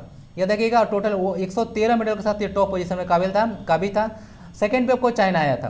बाकी इंडिया का पोजीशन 48 था ना। इंडिया का जब पोजीशन देखिएगा 48वां पोजीशन इंडिया का रहा था, जिसमें इंडिया 1 गोल्ड 2 सिल्वर और 4 ब्रॉन्ज जीतकर टोटल 7 मेडल इंडिया जीता था। तो याद रखिएगा आप लोग टोटल इंडिया कितने मेडल लाया टोक्यो ओलंपिक में, तो 7 मेडल। गोल्ड कितना लाया, तो 1। अब गोल्ड सबसे ज़्यादा इंपॉर्टेंट है, क्योंकि आपको गोल्डन बॉय के नाम से फेमस कौन हो चुके हैं, नीरज चोपड़ा जी। ठीक है, नीरज चोपड़ा विलेज बॉय। ठीक है, तो आप लोग रील्स वगैरह देख रहे हैं कि नहीं। तो नीरज चोपड़ा जी हैं, अब किससे बिलोंग करते हैं, तो ये जेवलिन थ्रो से है ना। जेवलिन थ्रो से है तो जेच बन गया। तो आप मुझे लगता है कि आप लोग भूलिएगा नहीं, जेवलिन थ्रो जेटी हो जाएगा, लेकिन सॉरी जेवलिन थ्रो से जो है से आप लोग इसको याद रखिएगा। ओके, इसको हिंदी में भाला फेंक बोलते हैं। तो इस तरह से याद रख लीजिएगा इंडिया का टोक्यो ओलंपिक में जो है इस तरह से रहा था। और 2024 का ओलंपिक आपको देखने को मिलेगा पेरिस में देखने को मिलेगा। 2024 का जो ओलंपिक है आप लोग कहाँ मिलेगा, तो वहाँ पे जो है से आपको पेरिस में देखने को मिलेगा, फ्रांस के कैपिटल में। और ये 6ठा बार जो है पेरिस जो है आपका ये जो ओलंपिक को होस्ट कर रहा है, पेरिस सिटी ना। चलिए, कैपिटल भी है। आंसर हो गया आपका 0। 3 प्लेयर भाग लिए थे, ये चीज़ याद रख लीजिएगा। ठीक है, चलिए इन लोगों का कौन सा गेम है इसको याद रख लीजिएगा थोड़ा सा।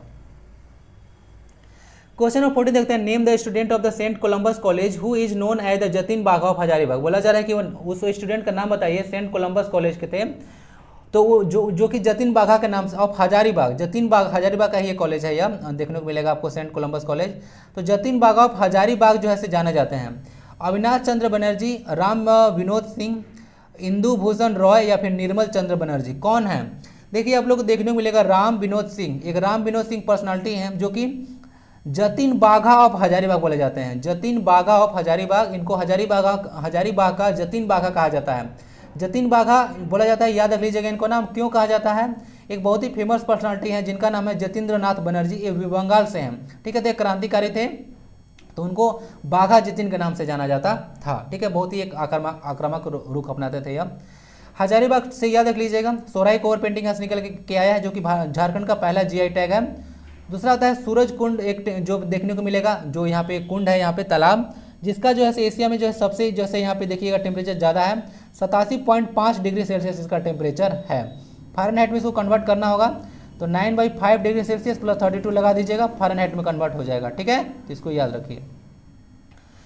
ओके, तो इसको देख लीजिएगा। फर्स्ट जीआई टैग मिला था आपका दार्जिलिंग टी को ना, जो कि वेस्ट बंगाल का है। आंसर हो चुका है बी नंबर, तो इसको याद रखें। सारा चीज कनेक्ट करके बता दिया, देख लीजिएगा। जतिन बाघा बोला जाता है उनको। Rajmahal mountain situated Damin-e-koh is inhabitant of which tribe. बोला जा रहा है कि जो दामिनेको है, नाम सुना है दामिनेको, तो वहाँ पे एक सिचुएटेड माउंटेन है, तो उसमें जो दामिनेको है वह किसका जो है से इनहेबिटेंट प्लेस है, असुर का, संथाल का, हो का या बिरहोर का। तो इसको आप लोग याद रख लीजिएगा। इसको ना यह जो है संथाल का जो है से दामिनेको जो है से इनहेबिटेंट है, निवास स्थल है। तो दामिनेको जो है से संथाल का जमीन होता है, तो इसको याद रखिएगा। बाकी राजमहल पहाड़ी याद रखिएगा, यह कहाँ पे है, तो यह साहिबगंज डिस्ट्रिक्ट में मिलता है। ये जो राजमहल ट्रेप अगर आपसे पूछेंगे कि इसका निर्माण जो है राजमहल ट्रेप का किस युग में हुआ है, तो राजमहल ट्रेप जुरासिक एज में हुआ है, यानी कि जुरासिक युग में हुआ है। इसको आप लोग याद रख सकते हैं। ओके, चलिए आंसर संथाल हो गया। संथाल और हम देखिएगा टोटल 12 गोत्र पाए जाते हैं, और संथाल जनजाति झारखंड की सबसे बड़ी जनजाति है। 34% अगर टोटल जनजाति देखिएगा उसका जनसंख्या में 34% आपको क्या है, तो 34% सिर्फ और सिर्फ संथाल ही है। ओके, चलिए बाकी कुछ नेक्स्ट स्लाइड में डिस्कस कर देता हूँ। इनमें 12 गोत्र पाए जाते हैं, याद रखिएगा। और संथाल जनजाति की जो शासन व्यवस्था है उसको मांझी शासन व्यवस्था बोलते हैं। इन लोग में ना एक बिटलाहा होता है। एक अगर पूछें कि बिटलाहा का क्या अर्थ है, तो संथाल जनजाति में बिटलाहा जो होता है उसका अर्थ होता है सामाजिक बहिष्कार, और यह जो बिटलाहा करने का अधिकार होता है वो परगनैत के पास होता है। चलते हैं, देखिए संथाल जो है बिगेस्ट ट्राइब है, और इसका 12 क्लेन होता है। इसमें याद रखिएगा गोत्र पाए जाते हैं। असुर जो है झारखंड का सबसे पुरानी जनजाति है, असुर जनजाति। यह जो है ना आयरन मेल्टिंग के लिए फेमस है, यानी कि लोहा गलाने वगैरह का काम करती थी। असुर वगैरह का उल्लेख महाभारत अगर हम देखिएगा है। बिरहोर का देख लीजिएगा, बिरहोर का मतलब द मैन ऑफ जंगल होता है ना। क्या होता है, मैन ऑफ जंगल। ये क्वेश्चन जेपीएससी में पूछा गया कि बिरहोर का क्या अर्थ है। ठीक है, सोहराई जो कोहबर है उसका मतलब देख लीजिएगा। कोह मतलब होता है आपका गुफा, और होता है बर मतलब दूल्हा होता है। ठीक है, तो इस तरह से मीनिंग भी याद करके रख चलिएगा। ठीक है, तो दामिनी को मतलब यहाँ पे गुफा मीनिंग हो जाएगा। आंसर हो गया आपका ए। ठीक है, चलिए सॉरी आंसर बी हो गया।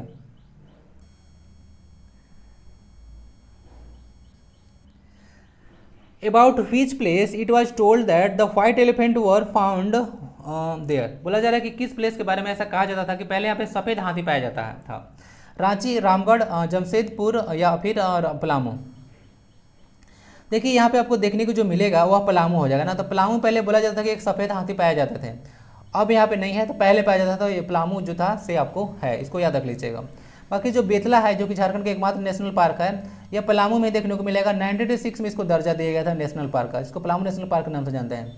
जो मेडिकल कॉलेज पलामू का राजा मेदिनी राय के जो है से नाम से है ना, तो याद रखिएगा मेदिनी राय के नाम से है। मेदिनी राय जो चेरो डायनेस्टी के थे ना, मेदिनी राय देखिएगा कि जो चेरो डायनेस्टी थे, अभी चेरो डायनेस्टी से रिलेटेड कुछ चीज़ आएगा तो वहाँ पर डिस्कस करूँगा। तो वह चेरो वंश के सबसे प्रतापी राजा थे और कभी प्रजा से कर नहीं लिए थे। बहुत ही इंपॉर्टेंट एक पर्सनालिटी है ना मेदिनी राय। तो जो आपको मेदिनी नगर इन्हीं के नाम से पड़ा है, ओके, डाल्टनगंज का नाम राजा मेदिनी राय के नाम से, या किला भी बनवाए थे, तभी आगे चर्चा करूंगा। पलामू का जो मेडिकल कॉलेज है इन्हीं के नाम पर रखा जाएगा। आंसर क्या हो गया? आंसर हो गया पलामू वगैरह। ओके, तो इसको याद रखिएगा। रांची में आपको और मांझी वगैरह देखने को मिलता है, बहुत ही फेमस है।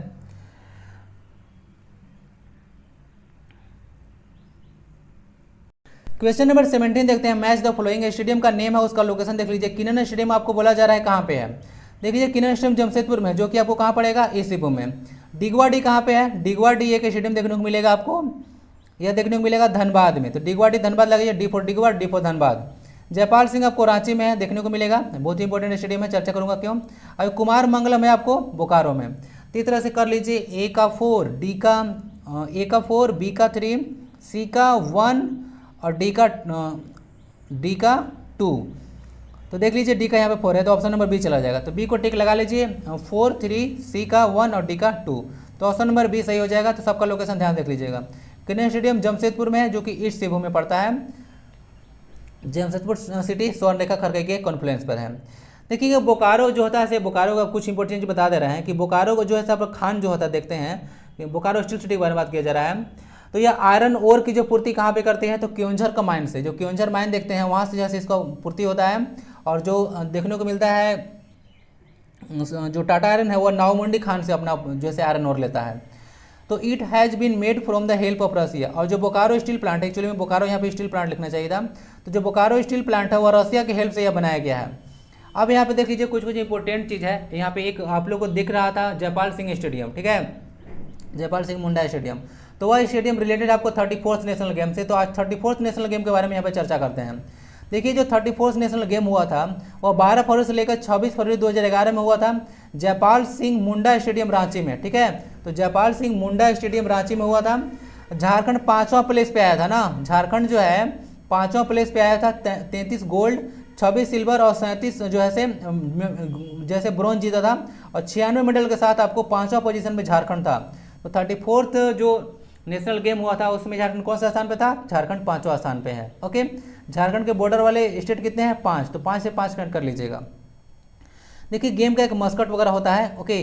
तो इसका मस्कट था वह, तो उसका नाम था छावा, जिसको एक बेबी डियर था। क्या था? एक बेबी डियर था, वह था। इनॉग्रेशन किसके द्वारा किया गया था? तो जो झारखंड के जो छठे गवर्नर थे, ये छठे गवर्नर थे एमओएच फारूक। तो वह एमओएच फारूक के द्वारा जो है से इसको इनॉग्रेशन किया गया था। तो इसको आप याद रखिएगा। 2011 के बारे में बात किया जा रहा है, एमएच फारूक के द्वारा इसको किया गया था। देखिए कुछ कुछ 34th नेशनल गेम जो है से याद रखिएगा। क्वेश्चन नंबर 18 है। The Raksel dynasty ruled for a long period of time in Palamu and then it was replaced by. बोला जा रहा है कि रक्सेला डायनेस्टी जो पलामू में बहुत लंबे समय तो शासन किया था इन्होंने, बाद में इस वंशज को जैसे किसके द्वारा जैसे अबदस्त किया गया था, यानी कि लड़ाई झगड़ा हुआ, उसके बाद इसका जैसे कहानी वहाँ से समाप्त हो गया। गोंड के द्वारा, खरवार के द्वारा, चेरो के द्वारा, फिर नागवंशी के द्वारा। आप लोग को आइडिया होगा, मैं बताया था कि पलामू में चेरो वंश का शासक था, अभी बताया था ना राजा मेदिनी के बारे में। तो चेरो डायनेस्टी आप लोग टिक लगा लीजिए। अब देखिए आंसर तो हो गया Chero, answer option number C. अब आगे देखिए बहुत ही एक इंपॉर्टेंट चीज आपको आने वाला है। चेरो डायनेस्टी जो पलामू थे वो फाउंड किया गया था भगवत राय के द्वारा। किसके द्वारा? भगवत राय के द्वारा जो है इसको फाउंड किया गया था चेरो डायनेस्टी को। जो मेदिनी राय थे बहुत ही प्रतापी राजा थे, वो कभी भी अपनी प्रजा से जो है टैक्स नहीं लिए थे। पलामू फोर्ट जो है जो पलामू का किला वो राजा मेदिनी राय बनवाए हैं। अब एक शाहपुर का भी किला देखने को मिलेगा, वह गणपत राय बनवाए हैं। कौन? गणपत राय। ध्यान दीजिएगा जो रक्सेला डायनेस्टी है वह राजस्थान से बिलोंग करता था, या राजपूत डायनेस्टी था एक तरह से। क्या होता था? जो रक्सेला डायनेस्टी एक तरह का राजपूत वंश था, इसको याद रखिएगा। देखिए अगर रक्सेला डायनेस्टी जब पलामू में आया तो इसका 2 शाखा बन गया था। ओके, तो पहले आप लोग को पता होगा जो गढ़वा डिस्ट्रिक्ट है 1 अप्रैल 1991 को बनाया गया गढ़वा डिस्ट्रिक्ट, तो उससे पहले पलामू एक ही था। अब जो है इस 2 भाग में बटा था, तो एक पार्ट पलामू में रहा था। ओके, अब एक पार्ट आपको चला गया था गढ़वा में, तो एक देवगन गढ़वा में गया था, जिसका जो रक्सेला जो डायनेस्टी था उसका 2 ब्रांच हुआ पलामू में, एक देवगन गढ़वा में और दूसरा कुड़ेलवा में। कुड़ेलवा एक जगह है पलामू में, टिकलेसलिंग के आसपास देखिएगा, तो वहाँ पे एक जगह है, तो वहाँ पे क्या है कुड़ेलवा एक जगह है, तो पलामू में जो है से चला गया, एक से गढ़वा में चला गया, तो 2 ब्रांच में बढ़ चुका था, इसको याद रखिएगा। ठीक है, चलिए और एक क्वेश्चन ये भी पूछते हैं आपसे जो हिस्ट्री में, कि जिस समय मुगल डायनेस्टी आया, मुगल वंश आया, उस समय जो है पलामू में किसका शासन था? तो मुगल जो था उस समय रक्सेलों का ही शासन था, इसको याद रख लीजिएगा। अब देखिएगा जो सेकेंड वार हुआ था रक्सेला और चेरो के बीच में, dynasty was very cruel and took place in Korambe Lohardaga, ये लोहरदगा में वगैरह में हुआ था। ठीक है, रक्सेला और चेरो के बीच एक भीषण युद्ध हुआ था, भीषण, दैट इज भाई कोराम्बे is called the Haldi Ghati of Jharkhand, तो इसको झारखंड का हल्दी घाटी के नाम से आप लोग जानते हैं। तो जो चेरो और रक्सेला के बीच में जो युद्ध हुआ था उसको आप लोग हल्दी घाटी के नाम से जानते हैं, इसको आप लोग याद रखिएगा। क्लियर, चलिए हल्दी घाटी आपको राजस्थान में देखने को मिलता है प्लेस, और ये 18 जून हल्दी घाटी 1576 ईस्वी में हुआ था हल्दी घाटी का युद्ध ना, तो इसके बीच में महाराणा प्रताप और अकबर के बीच में हुआ था, जिसमें आपको महाराणा प्रताप विजय हुए थे। याद रख लीजिएगा, इसके बारे में कुछ इंपॉर्टेंट चीज़ है, सारा चीज़। फिर से एक मैच कीजिए, आप लोग को पता होगा दामोदर वैली कॉर्पोरेशन के तहत जो कुछ डैम वगैरह इस्टेब्लिश किए गए थे, तो अब मैच कीजिए कि किस ईयर में इस्टेब्लिश किया गया था। मैथन हाइड्रो पावर प्लांट, फिर तिलैया है, कोनार है, उसके बाद पंचेत है। तो आपको मैथन है, क्या है, मैथन बनाना है। तो मैथन सबसे पहले देखिए कौन था, 1953 में आया था तिलैया, क्या था, तिलैया आया था, तो यहाँ पे 1 चला गया। उसके बाद आपको देखने को मिलेगा जो कोनार है, क्या है, कोनार वो सबसे लास्ट में आया था। देखिए मैं बता रहा हूँ कैसे आपको याद रखना है, कोनार है वो सबसे लास्ट में आया था और तिलैया सबसे पहले आया था, तो कोनार सबसे लास्ट में कर लीजिए, 1959 में आया था। ओके, उसके बाद जो है से आपको देखने को मिलेगा तिलैया 53 में हो गया, उसके बाद पंचेत 55 में आया था, पंचेत जो है 55 में आया था, और मैथन जो है 57 में आया था। तो इस तरह से मैच कर लीजिए। तो 2 चीज़ आपको मैं बता दे रहा हूँ ट्रिक याद करने का, तिलैया 53 पंचेत 55 इस तरह से याद कर लीजिएगा, तिलैया 53 पंचेत 55, ऐसे याद रहेगा। चलिए तो इस तरह से टिक लगा लीजिएगा। तो ऑप्शन कहाँ पे चला जाएगा, ए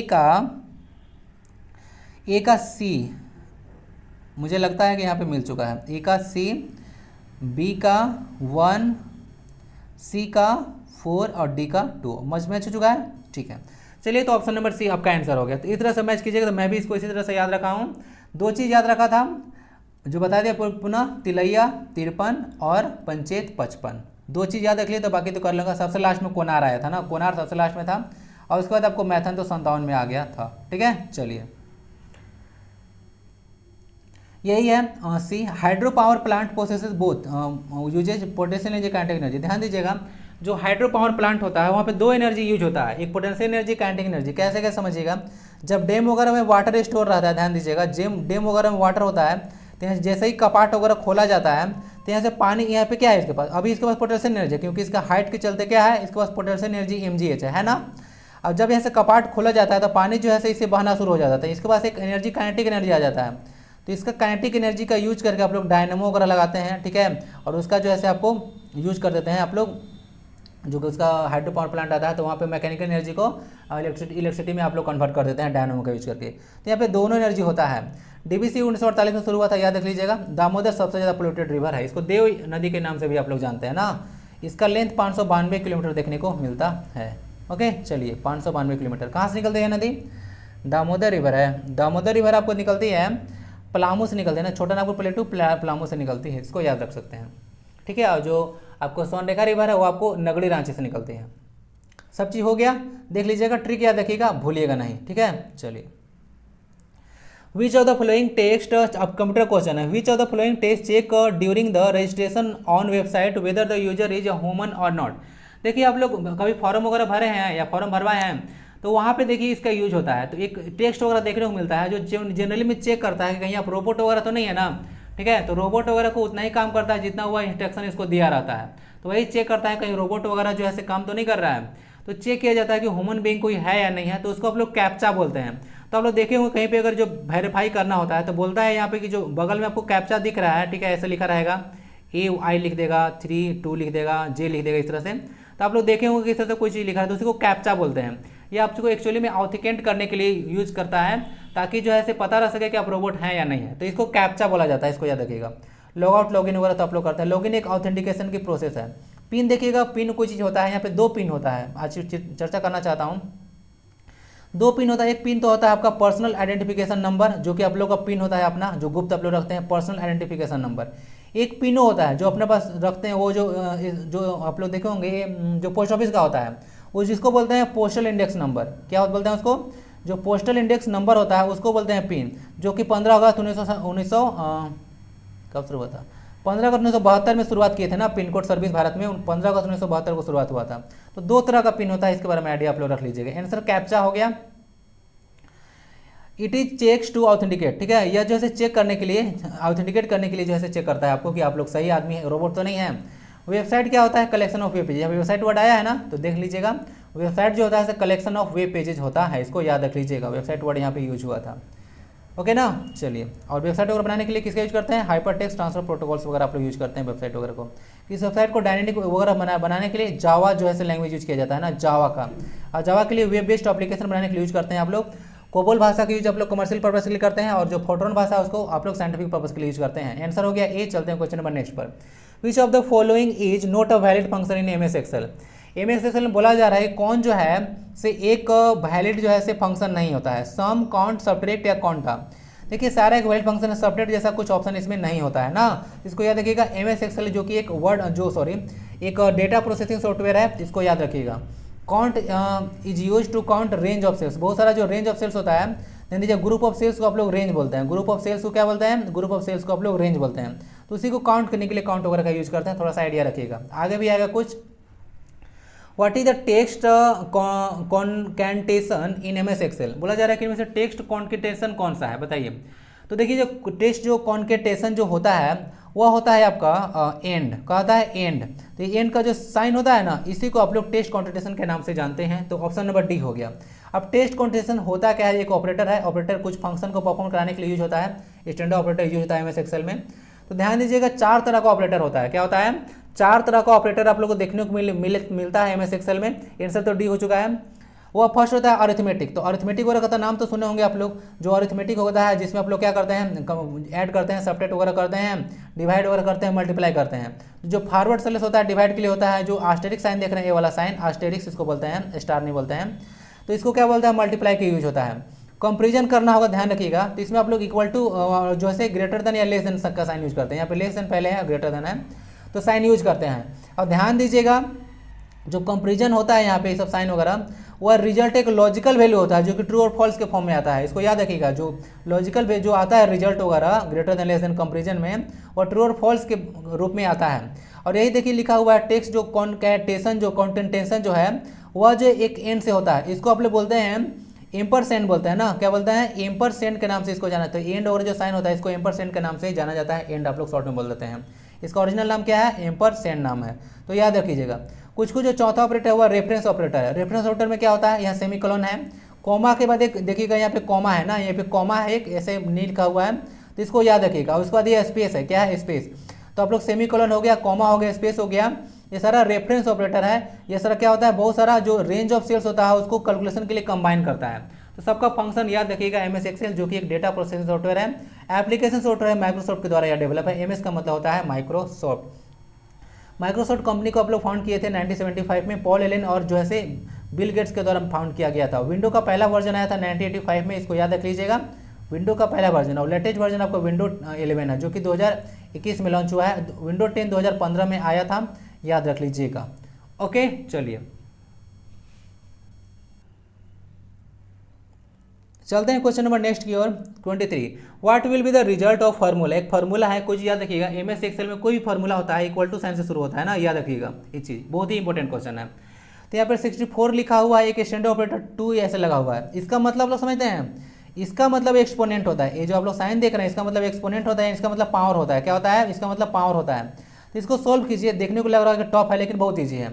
64 है, 2 के पावर, इसको पावर है 8 है, तो 2 के पावर 3 कितना होगा? 8। 8 से 8 बार में काट दीजिए, आंसर आ गया 8। तो इस तरह से आपको बना देना है। ओके, तो ईजी है, अगर इस तरह क्वेश्चन आएगा कंप्यूटर में तो आप लोग को छोड़ के नहीं जाना है। MS एक्सेल बाकायदा आपका टॉपिक में मेंशन है, एकदम MS ऑफिस में मेंशन है आपका, ठीक है, ऑपरेटिंग सिस्टम वगैरह। आंसर तो बी हो गया, आंसर 8। ध्यान दीजिएगा कोई भी फार्मूला होता है एक्सेल में वो हमेशा इक्वल टू साइन से बिगिन होता है। देखिए ये जो है एक ऑपरेटर है पावर के लिए, और ये जो होता है से डिवीजन के लिए ऑपरेटर होता है, इसको आप लोग फॉरवर्ड स्लैश के नाम से जानते हैं, ठीक है। चलिए,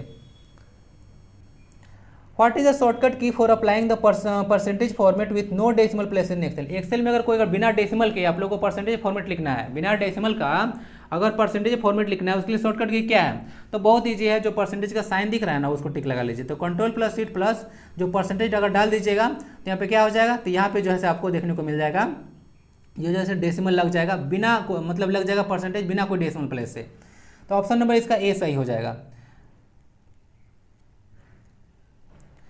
ओके, कुछ शॉर्टकट की तरह देख लीजिए। कंट्रोल शिफ्ट प्लस जो डॉलर का यहाँ पे साइन दिख रहा होगा वो करेंसी फॉर्मेट के लिए यूज होता है। अभी दूसरा तो बता दिए, कंट्रोल प्लस शिफ्ट प्लस जो परसेंटेज का साइन होता है परसेंटेज फॉर्मेट के लिए होता है, इसमें डेसिमल प्लेस की यूज नहीं किया जाता है। कंट्रोल प्लस शिफ्ट जो पावर का जो साइन था ऊपर में ऐसे, वो जैसा है साइंटिफिक नंबर के लिए होता है ना फॉर्मेट के लिए, ठीक है, विच 2 डेसिमल प्लेस, 2 डेसिमल प्लेस आप लगा सकते हैं।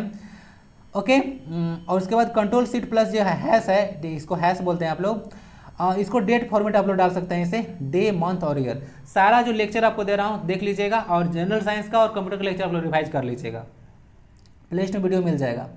क्वेश्चन 25 देखते हैं, एक मैच कीजिए। यहाँ पे कुछ आप लोग को दिख रहा होगा नेम और उसका जो फंक्शन क्या क्या होता है बताइए।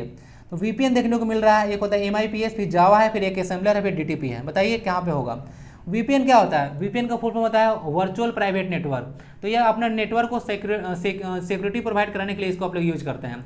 जैसे कोई भी आर्मी वगैरह होता है, आपको पहले ही बताया था, उन लोगों का नेटवर्क जो होता है नॉर्मली लोग खुला नेटवर्क से बात नहीं करता, हम लोग खुला नेटवर्क से बात करते हैं। उन लोगों का नेटवर्क सिक्योर होता है ताकि अगर कहीं कोई बात कर रहा है तो दूसरा कोई ना सुन सके, ठीक है। तो उन लोग का एक अलग नेटवर्क होता है, तो वो वर्चुअल जो होता है प्रोटेक्शन नेटवर्क होता है, ठीक है, जिसको याद रख लीजिएगा। तो यहाँ से देख लीजिए ये होता है security layer for internet connection. तो इंटरनेट कनेक्शन के लिए देखिएगा VPN होता है, फायर वाला जैसा यूज होता है, तो ए का ऑप्शन नंबर 3 चला गया। MIPS होता है, आपको पहले ही पता था कि मिलियन इंस्ट्रक्शन पर सेकंड, कंप्यूटर का स्पीड के लिए आप लोग इसको यूज करते हैं। तो बी का चला जाएगा 4, तो बी को 4 कर दीजिए। फिर जावा क्या होता है, जावा क्या है, एक जो है आपका programming high level programming language है या फिर लैंग्वेज ट्रांसलेटर है। जावा एक हाई लेवल प्रोग्रामिंग लैंग्वेज है, ठीक है, इसको याद रखिए।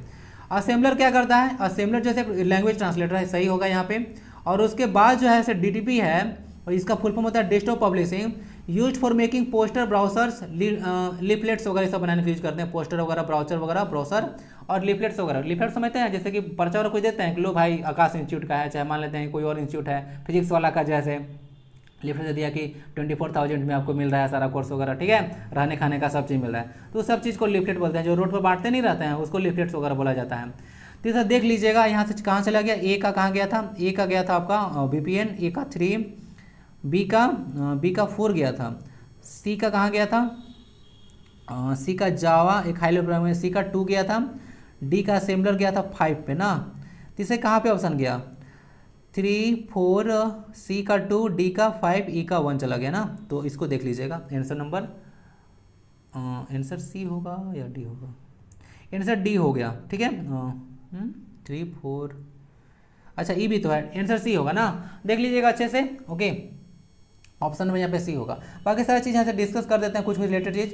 असेंबलर आखिर करता क्या है, असेंबलर जो है एक सिस्टम सॉफ्टवेयर, ध्यान दीजिएगा, अगर कोई देखे एप्लीकेशन सॉफ्टवेयर जी नहीं, एक सिस्टम सॉफ्टवेयर है जो क्या कन्वर्ट करता है, असेंबली लैंग्वेज को मशीन लैंग्वेज में कन्वर्ट करता है। मशीन लैंग्वेज एक बहुत ही आप लोग बोल सकते हैं कि सिंपल लैंग्वेज होता है, जिसको कि आप लोग कंप्यूटर आराम से समझ सकता है, ठीक है, आराम से समझ सकता है, इसको ट्रांसलेट करने की जरूरत नहीं होता है। ओके, ये लो लेवल लैंग्वेज है, कहने का तात्पर्य है। वर्ल्ड का फास्टेस्ट कंप्यूटर अभी फ्रंटियर है, देख लीजिएगा। DTP का फुल फॉर्म होता है डेस्कटॉप पब्लिशिंग, याद रख लीजिएगा, प्रोसेसर पेंट यूज होता है। VPN का फुल होता है वर्चुअल प्राइवेट नेटवर्क, याद रखिएगा। MIPS का फुल होता है मिलियन इंस्ट्रक्शन पर सेकंड, ओके, और मिलियन इंस्ट्रक्शन पर सेकंड के साथ साथ फ्लॉप्स का भी आप लोग यूज करते हैं, फ्लोटिंग पॉइंट ऑपरेशन पर सेकंड, दोनों जो है से कंप्यूटर में स्पीड आप लोग को गणना करने के लिए आप लोग यूज करते हैं। तो आंसर हो गया सी। यही सर आज क्लास था, बहुत मेहनत आप लोग करवा रहे हैं, तो एक लाइक वगैरह दे दीजिएगा अगर लगेगा तो, और फिर भी अगर नहीं लगता है तो छोड़ ही दीजिएगा। मिलते हैं फिर नेक्स्ट वीडियो में। वंदे भारतम।